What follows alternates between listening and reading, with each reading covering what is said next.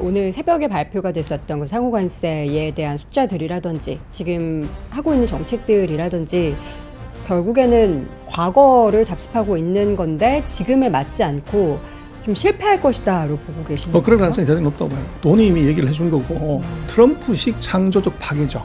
역대 대통령이 하지 않았던 것을 세게 내가 한다고 하는데 중국이 반응을 세게 보여거나 들어앉아서 싹싹 빌어야 되는데 그걸 안 하고 있다는 거죠. 불공정하기 때문에 이걸 때린다고 그러는데 그 공정성이라는 개념이 그건 트럼프식 기준이지 전 세계 어디도 인정할 수 있는 그건 없어요. 강자가 하면 로맨스고 약자가 하면 이제 불륜이듯이 지금 미국이 하는 것이 거기긴 한데 그것을 받아줄 수 있는 나라들이 미국의 힘에 의해서 바로 받아주면 좋은데 결국은 정치가 경제에 개입을 했을 때 단박에 좌초시키지 못하면 필연적으로 경제 보복을 받죠.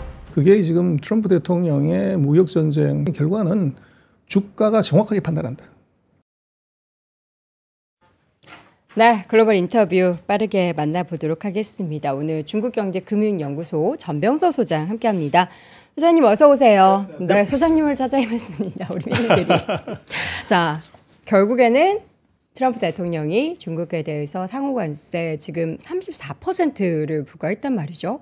이 숫자가 어떻게 나왔는지 사실 저는 잘 모르겠는데 중국 입장에서 이 34%라는 숫자를 어떻게 받아들이게 될까요? 무덤덤하게 받아들이는 것 같아요. 덤덤하다고요? 네, 그래서 뭐 이미 예방주사 2번 맞았고 네. 그래서 10% 20% 때렸기 때문에 그래서 기존에 25%가 있는 데다가 뭐 실제적으로 그러면 45%죠. 네.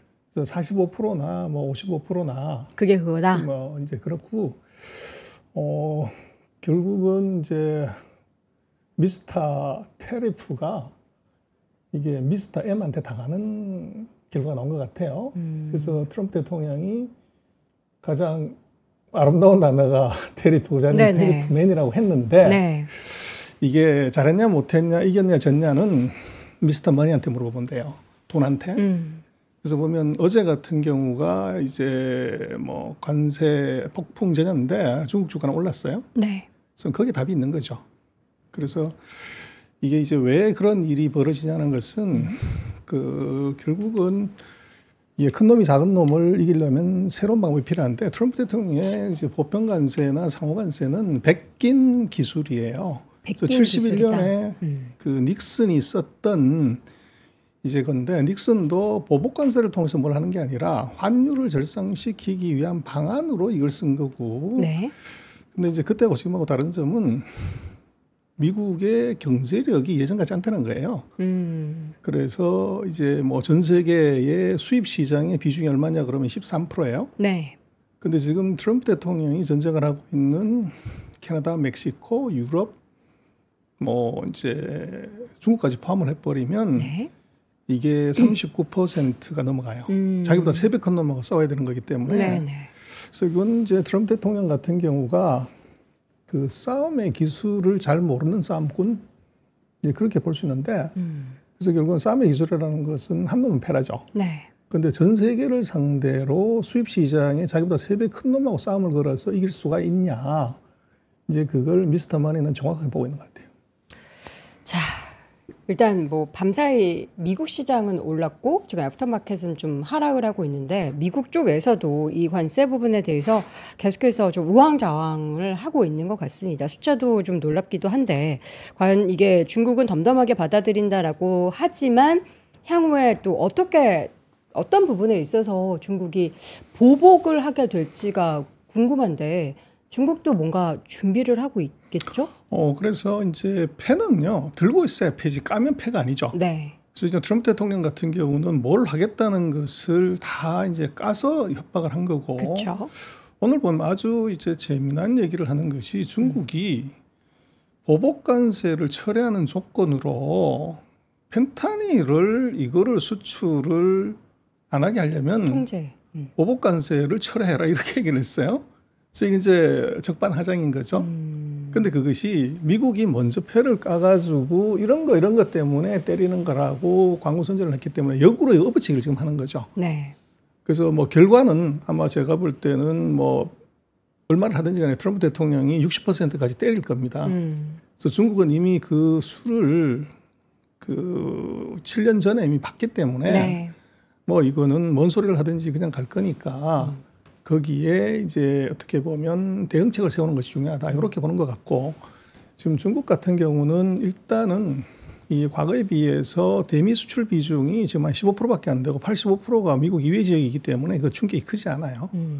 그리고 또 하나 이제 중요한 것은 중국이 지금 결정적으로 미국에 미스터 마니의 치명타를 이제 줄 수 있는 이 조건이 하나 있어요. 어떤 거요? 애플이죠. 애플 주가가 또 많이 빠지더라고요. 그렇죠. 그래서 이제 그 애플이라는 것은 우리로 쳤을 때 삼성전자를 외국인이 판다. 네. 그게 뭔가 이제 문제가 있다고 보는 거죠. 근데 외국인이 아니라 미국 최고의 투자가라고 하는 가장 큰 손인 워런 버핏이 작년부터 계속 애플을 팔아요. 네. 그러면서 계속 팔고 그래서 이제 그 왜 파냐는 것은 애플의 치명적인 약점이 모든 이제 i 시리즈의 제품의 95% 이상을 중국에서 만들어요. 그래서 중국이 만약에 60% 보복 관세 오케이. 근데 예를 들어서 애플의 생산량을 60% 줄이겠다. 안 만들어주겠다. 이러면 어떻게 되냐. 그럼 애플 매출액 60% 날아가는 거죠. 그렇게 됐을 때 나스닥이 어떤 이제 영향을 받을 거냐 하는 것은 그건 불문가지죠. 네. 그래서 이제 그런 것들을 이제 같이 보고 있는 것 같고 그래서 뭐 지금 아주 조금 아이러니한 것은 멕시코, 캐나다, 유럽은 뭐 하여간 미국에 대해서 이제 실망감, 분노 때문에 뭐 난리죠. 네. 근데 정작 이제 가장 세게 60%를 맞아야 되는 중국은 조용해요. 그래서 이건 지금 왜 그러냐는 것은 아까 말씀드렸던 중국이 그 사이에 대미 수출 비중이 대폭 줄었고 네. 그다음에 무역수지 흑자도 과거 같았으면 중국 흑자의 96%가 미국이었어요. 네. 그런데 작년 같은 게 그게 36%로 3분의 1 정도 줄었어요. 그러다 보니까 그 충격에 대한 내구력이 지금 생긴 거가 있고 네. 그리고 이 미국에 어떻게 보면은 그 보복 관세를 철회시킬 수는 없지만 미국에도 큰 상처를 줄 수 있는 카드를 하나 쥐고 있다는 거죠. 그래서 지금 무역 전쟁이라고 하는 것은 지금 뭐 40년간 글로벌화가 진행이 되기 때문에 이것은 상대 100명을 죽이려면 나도 7, 80명은 죽어야 되는 전쟁이에요. 그래서 이게 예를 들어서 핸드폰 하나를 만든다고 하더라도 네. 그 생산은 중국에서 하고 반도체는 한국하고 대만에서 가져가야 되고 그 원자료는 일본하고 독일에서 가져가야 돼요. 네. 그리고 장비는 미국하고 네덜란드에서 가져와야 되고 그래서 이게 모든 것이 다 연결이 돼 있기 때문에 이거 관세를 때린다고 하는 건 좋지만 그중에 어느 하나라도 공급망에서 구멍이 생기게 되면 전체 생태계가 바로 올 수도 없는 그런 상황이 벌어졌고 그 타이밍에 이게 50년 전에 썼던 보복 관세, 보편 관세를 트럼프가 들고 왔다는 건 제가 보기엔 창의성이 없어요. 그래서 이미 해답이 있는 것들을 이제 그때 보복 관세로 보편 관세로 미국이 무역 적자를 줄였냐? 줄인 적이 없습니다. 계속적으로 늘어났다는 거죠. 그럼 소장님께서 보시기에는 이번에 이제 오늘 새벽에 발표가 됐었던 그 상호관세에 대한 숫자들이라든지 지금 하고 있는 정책들이라든지 결국에는 과거를 답습하고 있는 건데 지금에 맞지 않고 좀 실패할 것이다로 보고 계시는 그럴 거예요? 가능성이 대단히 높다고 봐요. 돈이 이미 얘기를 해준 거고. 그래서 이제 말씀하신 왜 10%, 15%, 20%, 뭐 35%냐? 네. 그것은 이제 트럼프식 창조적 파괴죠. 그래서 뭐 역대 대통령이 하지 않았던 것을 이걸 세게 내가 한다고 하는데 그것은 이미 답은 정해져 있습니다. 60%까지 올라가는 거고. 네. 근데 그것을 몇 %로 할 거냐 하는 것은 상대의 반응에 따라서 보게 되는데 이게 중국이 반응을 세게 보여거나 아니면은 이제 꿇어 앉아서 싹싹 빌어야 되는데 그걸 안 하고 있다는 거죠. 그렇죠. 그렇게 해서 이제 트럼프 입장에서는 트럼프 대통령 입장에서는 그걸 가속적으로 높이는 단계에 이제 한 과정에서 숫자가 나온 거고 그 숫자가 이제 뭐 불공정하기 때문에 이걸 때린다고 그러는데 네. 그 공정성이라는 개념이 그건 트럼프식 기준이지 전 세계 어디도 트럼프의 관세율 20%, 25%를 함량할 수 있는 근거를 수긍하거나 이제 어떻게 보면 인정할 수 있는 근거는 없어요. 그래서 미국 마음이죠. 그래서 그게 이제 강대국의 뭐 강자가 하면 로맨스고 약자가 하면 이제 불륜이듯이 지금 미국이 하는 것이 거기긴 한데 문제는 그것을 받아줄 수 있는 나라들이 이제 어떻게 보면 미국의 힘에 의해서 바로 받아주면 좋은데 네. 못 받아주면 어려운데 이것은 결국은 정치가 경제에 개입을 했을 때 이게 단박에 어떻게 보면 좌초시키지 못하면 그건 필연적으로 경제 보복을 받죠. 그래서 그게 지금 트럼프 대통령의 무역전쟁 또는 관세전쟁, 보편전쟁의 결과는 주가가 정확하게 판단한다. 그래서 트럼프 대통령이 1월 20일 이후에 뭐 일관된 정책이 이제 무역정책, 관세정책인데 그 결과는 1월 20일 이후에 지금까지 미국 주가를 보면 되죠. 그래서 그게 정확하게 반영이 됐다. 이게 소장님, 저는 명확하게 숫자를 몰라서 그러는데 이번에 그럼 중국의 상호관세 34% 추가 부과되는 것을 더하면 중국의 미국이 이미 25%를 받고 있습니다. 그럼 25% 더하기 34%를 해야 그렇죠. 되는 거예요? 57%인 거죠. 그러니 중국은 뭐 네 맘대로 하세요. 57을 받으나 30%를 받으나 뭐 어차피 수출한다는 건 똑같다 이렇게 보는 거죠. 이미 수출에 대한 미국향 엑스포저를 많이 좀 줄이고 있는 중국이고, 그리고 이제 뭐 월마트 같은 경우에는 중국산에 대한 수입이 많기 때문에 지금 애프터마켓에서도 하락을 하는데 결국 미국 기업들도 피를 흘리게 될 것이고 대표적으로 애플도 그럴 거고, 이런 정책들은 미국 기업들을 힘들게 해서 결국에는 실패로 돌아가는. 그래서 이제 인질이 잡히게 되면 그 인질의 중요성에 따라서 전쟁의 방향이 달라지게 돼요. 그런데 미중 전쟁, 특히 트럼프의 그 관세 전쟁에서는 미국이 쉽게 포기할 수 없는 인질 3명이 미국이 중국에 잡혀져 있어요. 1번 애플, 2번 월마트, 3번 테슬라. 그래서 지금 테슬라는 전 세계 생산 캐파의 40%, 95만 대를 중국에서 만들어요. 그리고 중국 시장이 지금 1년에 전기차가 1200만 대씩 팔리기 때문에 거기서 파는 비중이 테슬라의 37% 가까이 됩니다. 그러다 보니까 이게 만약에 뭐 중국이 마음먹고 제재를 했다고 그러면 공장 세울 수도 있고 이제 이렇게 됐을 때 테슬라의 매출액이, 이익이 이제 3분의 1 토막이 날 수가 있는 거죠. 그래서 그 리스크를 이제 시장이 먼저 이미 보고 있는 거라고 보여져요. 중국이 그러면 여기에 추가적으로 뭔가 이제 인질을 잡고 있는 기업들에 대한 제재를 할 수도 있는 거네요. 심각하게. 그거를 이미 보여줬어요. 그래서 트럼프 대통령이 처음번에 10% 보복 관세를, 그러니까 25% 더 플러스 10을 더 한 거죠. 캐나다가 멕시코는 25를 때렸고, 근데 중국이 감히 겁 없이 거기다가 15%를 때렸어요. 그래서 뭐 묻고 더블은 아니고 묻고 1.5를 간 거죠. 근데 그것이 끝난 게 아니라 중국이 2가지 카드를 더 낸 게 애플을 제재를 한다. 구글을 제재한다. 그리고 텅스텐하고 비스무스 같은 광물 자원의 수출 통제를 2가지 카드를, 자원 카드와 기업 카드를 더 낸 거예요. 그래서 미국은 관세만 냈는데 중국이 2개를 더 냈다는 것은 요건 우리가 이런 카드가 있다고 보여주는데, 문제는 중국 가서 구글을 쓸 수 없어요. 지메일이 안 돼요.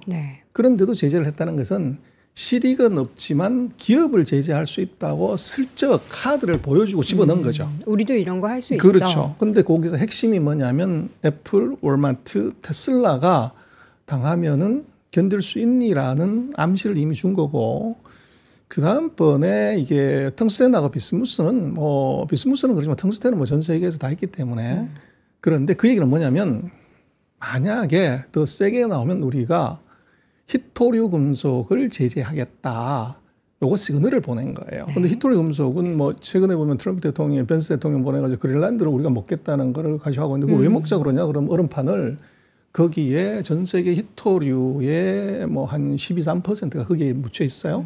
그래서 그거를 이제 가져가려고 하는 것인데 문제는 그거 캐는데 15년 이상 걸립니다. 그런데 지금 현재 상태로 중국의 전 세계 히토류 시장의 장악력이 60%가 넘어요. 그래서 이번에 최근에 보면 트럼프 대통령이 그 미국의 최첨단 이제 스텔스기죠. F-35 말고 넥스트 제너레이션이 이제 이름을 지어야 되는데 거기다 F-47이라고 지었어요. 그럼 F-35 다음에 36이나 37을 안 하고, 그래서 왜 그랬냐 그러면 자기가 47대 대통령이니까 이제 그걸 기념해서 F-47이라고 지었는데, 문제는 F-47, F-35에도 비행기 만들려면 그 히토류 금속이 한 450kg 이상 들어가야 돼요. 이게 이제 만약에 공급이 안 되는 순간에 미국은 전투기를 못 만드는, 배도 못 만들지만 비행기도 못 만드는 불상사가 생길 수 있어요. 그래서 그런 카드를 중국이 지금 아직 쓰고는 있지 않고 슬쩍 보여주고만 있는 거죠. 오늘 중국 증시 움직임이 과연 어떻게 움직이게 될지가 너무나 궁금한데 최근에 보면은 중국 쪽에 있어서 경기 데이터들은 실제로 좀 좋아지고 있다고요? 그래서 이 차트 한번 보여주시면 네. 되는데요. 뭐 경기 어떠냐는 이제 뭐 긴 경기도 있지만 단기적인 시장에 영향을 미치는 건 PMI 지수예요. 한 3개월 정도 경기 어떠냐를 보면 요게 작년 9월 달부터 올라가기 시작하다가 12월, 1월 달에 훅 빠져요. 그러고 지금 2월, 3월에 PMI가 다 50 이상으로 올라갔어요. 네. 근데 추세를 보면 요것은 뭐 빠진다기보다는 우리가 기술적 분석보다는 위로 갈 가능성이 높죠. 근데 요거는 이제 정부의 재정 금융 정책, 경기 부양책이 들어간 것도 있고 네. 또 작년 9월 달 이후로 정부의 내수 부양책이 같이 이제 먹은 결과로 보여져요. 그래서 미국 같은 경우는 지금 1, 4분기 뭐 GDP가 예측치마다 다르지만 뭐 1% 마이너스 뭐 이런 얘기를 자꾸 한단 말이에요. 근데 중국은 저렇게 이제 반대로 미국과는 반대로 올라가기 때문에 요게 이제 뭐 투자가들의 관심을 끌고 두 번째는 이제 미국은 뭐 주식이 좋다고 그러지만 중국 주식이 나빴다는 생각되는 부동산이었어요. 네. 근데 이게 부동산 기존 주택 가격인데 저 파란색이 저게 북경이고 노란색이 샹하이고 맨 아래 있는 초록색 저게 심천입니다. 그래서 테크 산업이 몰려있는 심천은 2024년을 저점으로 해서 부동산 가격이 살살 올라가고 있어요. 네. 그래서 2023년, 24년의 고점을 지금 2025년에 깨고 있고 반면 북경 상해는 아직도 이제 빠지고 있는 상태인데 그거는 이제 기존 주택, 이미 지어놓은 주택이고, 우리도 뭐 새집 하나 이런 거지만 중국도 신규 주택을 보면 요건 작년 10월, 9월 이후로 네. 북경상해 심천하는 1선 도시들 다 올라갔고요. 위에 있는 빨간 색깔. 2선 도시, 3선 도시도 미약하지만 전부 새로 짓는 집의 가격은 다 이제 신규 부장 가격은 올라가고 있다는 거죠. 그래서 중국의 부동산 요거 바닥 쳤다. 이제 이렇게 볼 수가 있을 것 같아요. 네. 그러나 중국이 계속적으로 지금 뭐 내수 경기 부양에 올인하는 가장 큰 이유, 그리고 작년 9월 달에 갑자기 중국 정부의 8개 부서 장관이 나와가지고 경기 부양책을 냈고 작년 12월 달, 금년 3월 달에 정부의 양회의 때도 보면은 내수에 올인한다. 이렇게 이제 계속 그 얘기를 하는 가장 큰点은 바로 요 차트입니다. 이게 이제 소비자 심리 지수인데 결국은 민심이 전심이고 민심을 잃으면 정권도 잃어버리는 것이 중국의 뭐 2000년의 역사인데 저 소비자 심리 지수가 2012년에 시진핑이 집권하고 나서 지금 역대 최악으로 떨어져 가지고 이게 내리 3년째 지속이 되고 있어요. 그렇죠.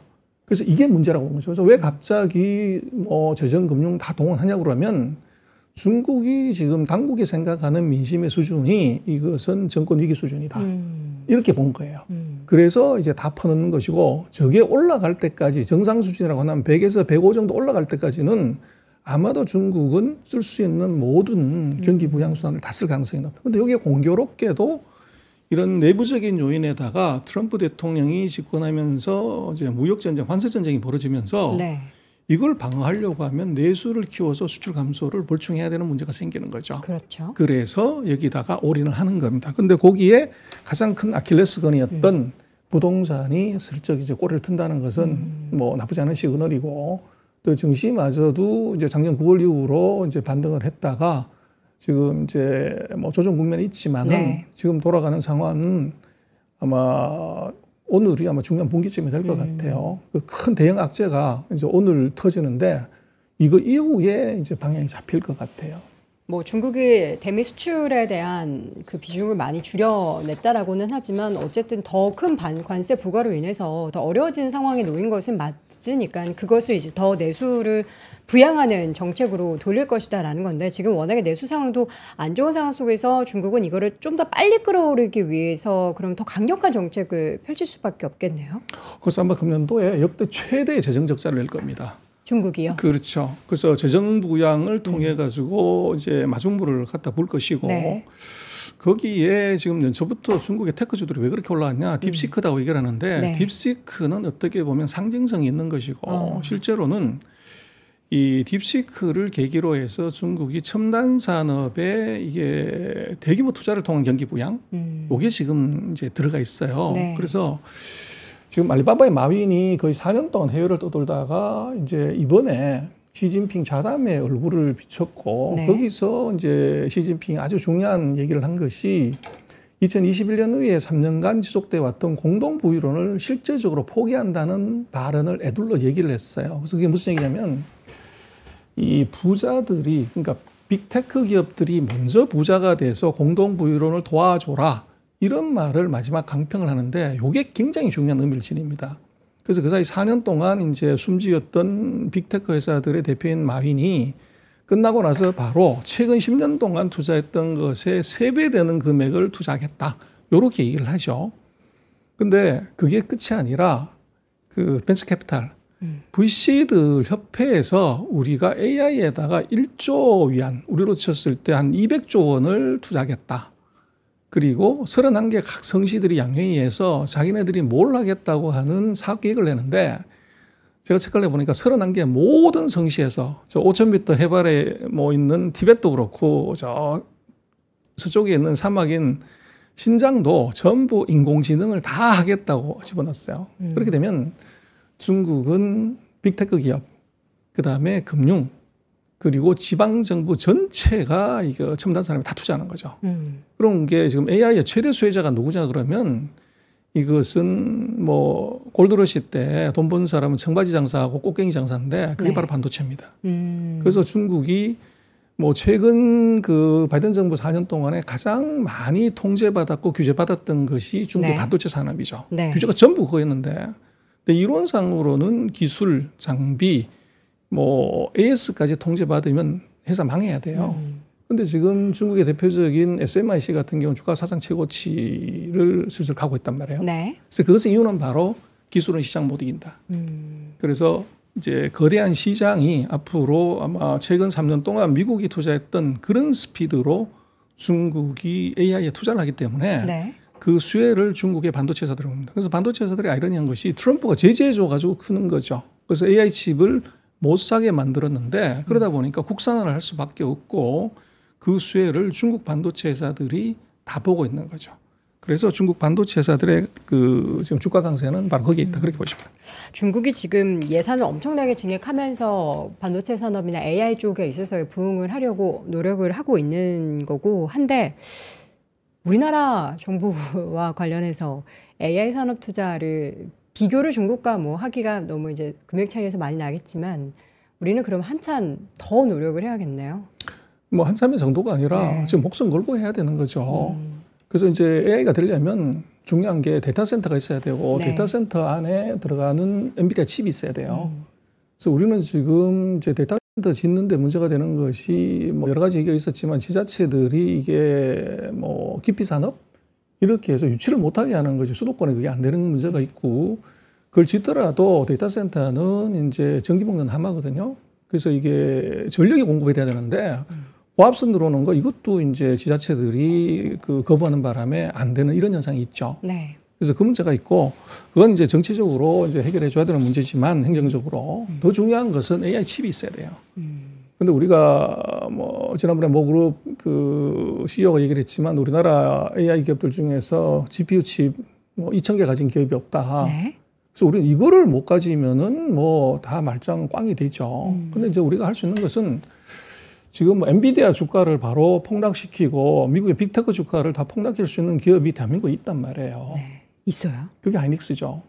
그래서 어떤 회사도 어떤 빅테크도 이게 HBM을 그 구하지 못하면 이게 될 수가 없는 건데 네. 그래서 우리로서는 뭐 오늘 뭐 4일날 결론이 나긴 하겠지만 한국의 행정부가 행정력을 동원해서 칩을 확보시켜 줘야 돼요.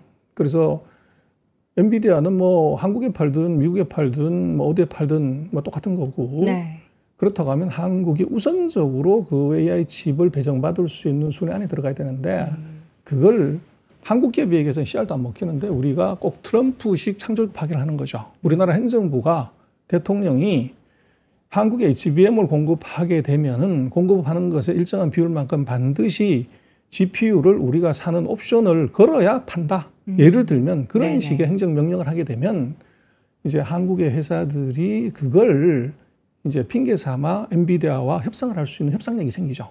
그리고 엔비디아 입장에서는 뭐 한국에 팔든 미국에 팔든 일본에 팔든 뭐 똑같은 돈 받는 거니까 우선순위를 우리한테 땡겨줄 수 있는 이제 기회가 될 수 있고 네. 그거를 이제 뭐 트럼프식 그 막가파 정책처럼 보이지만 우리는 그만큼 급해요. 뭐 말씀하셨지만 미국 뭐 중국이 저만큼 앞서가는데 어떻게 추격하려고 그랬더니 이게 자동차 엔진이 없는데 거기에 장터 차고 경기에 참여하세요 하는 것 자체가 넌센스죠. 근데 네. 그 자동차 엔진을 최고 성능을 바로 딜리버리를 받을 수 있는 힘이 우리한테 있다고요. 그래서 그 행정력을 이제 동원하냐 마냐 하는 거 이건데 뭐 지금 뭐 여의도가 그쪽에 신경이 가 있는 게 아니고 딴 데 신경이 가 있어서 그런데 그렇죠. 제가 볼 때는 한국의 AI 산업 미래를 위해서는 네. 이거 행정부하고 정치권이 좀 영향을 발휘해야 될 때다 그렇게 보십니다. 사실 우리가 이제 소장님 모시고 중국 얘기를 하지만 더 문제가 심각한 상황은 우리나라죠. 지금 뭐 관세 부과뿐만 아니라 산업적으로도 그렇고 정치적으로도 그렇고 가장 힘든 게 대한민국인데 미국, 중국 경제를 논할 시간에 우리나라 경제를 더 많이 좀 논해야겠다라는 생각도 들었습니다. 자, 오늘 결국에 이제 관세 부과에 따른 중국의 영향이 어떨지 이제 미중 간의 이 무역 전장에서 결국에는 전쟁을 펼치고 있는 트럼프와는 달리 경기 부양을 외치고 있는 시진핑. 중국 증시는 과연 오늘 일단 ADR에서 관련된 종목들이 하락을 하는데 어떤 흐름이 나타나게 될지 잘 지켜보시길 바랍니다. 자, 오늘 중국경제금융연구소 전병서 소장과 함께했습니다. 소장님 고맙습니다. 네.